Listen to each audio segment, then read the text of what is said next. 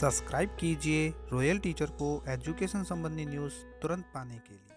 रीट परीक्षा को लेकर बड़ी खबर। न्यूनतम अंकों का हुआ निर्धारण। प्रमाण पत्र की वैधता रहेगी 3 वर्ष। बहुत जल्द रीट भर्ती की परीक्षा की तारीख हो सकती है घोषित।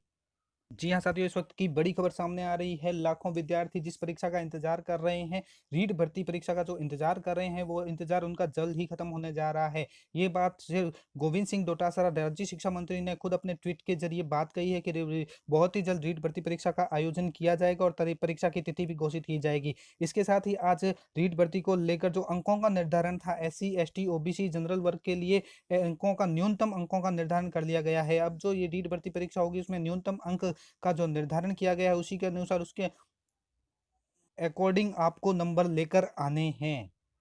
साथ ही इस बार रीट भर्ती की परीक्षा के बाद जो प्रमाण पत्र आपको मिलेगा, उसकी वैधता है वो 3 वर्ष की रहेगी।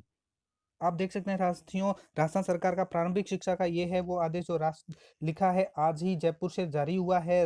राष्ट्रीय अध्यापक शिक्षा परिषद NCT की नई दिल्ली द्वारा जारी दिशा निर्देश क्रमांक लिखे गए हैं दिनांक 11/2/2011 द्वारा अध्यापक पात्रता परीक्षा, जिसे पहले टेट बोला जाता था, में न्यूनतम उत्तीर्णांक 60% निर्धारित किए गए हैं। इन बिंदुओं के बिंदु संख्या 9A में न्यूनतम हर अंकों में रियायत देने जाने का प्रावधान भी है। राष्ट्रीय अध्यापक शिक्षा परीक्षा NCTE नई दिल्ली के उल्लेखित दिशा निर्देशों के अनुसरण में विभिन्न श्रेणियों में न्यूनतम हर अंकों में रियायत के संबंध में माननीय सर्वोच्च न्यायालय में दायर सिविल अपील संख्या में पारित निर्णय दिनांक 18/10/2016 में न्यूनतम हर अंकों में रियायत देने संबंधी क्षेत्राधिकार राज्य सरकार का माना गया है। यानी राज्य सरकार चाहे तो वो न्यूनतम अंकों में छूट दे सकती है। एतद द्वारा राजस्थान अध्यापक पात्रता रीट भर्ती के लिए अंग्राकित श्रेणियों में रियायत के उपरांत न्यूनतम अंकों का निर्धारण किया जाता है। अब न्यूनतम अंक कैसे निर्धारण किया गया है कि सामान्य और अनारक्षित श्रेणी के जो भी अभ्यर्थी है, उसके लिए अगर नॉन TSP है तो 60 अंक लाने हैं और TSP है तो भी 60 अंक लाने हैं।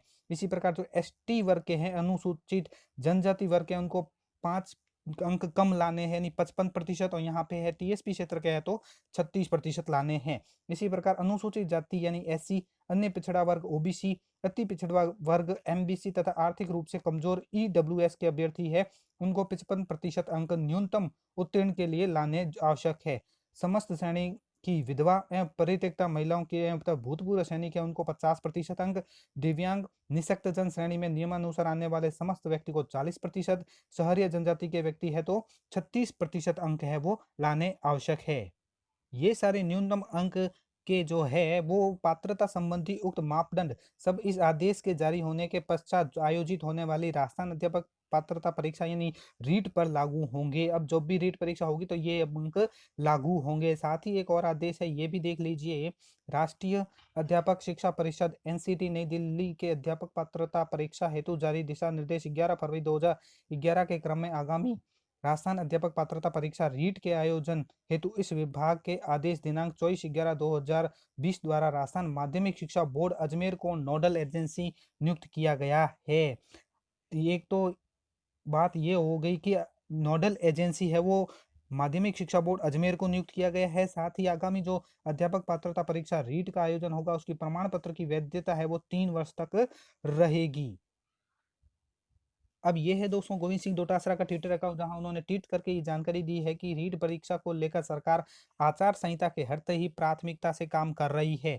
इस हेतु आज विभिन्न श्रेणियों में न्यूनतम अंक हर अंकों में रियायत देने और इस परीक्षा में हेतु माध्यमिक शिक्षा बोर्ड को नोडल एजेंसी बनाने संबंधी आदेश जारी किया गया। बहुत जल्द रीट परीक्षा की तारीख का ऐलान होगा।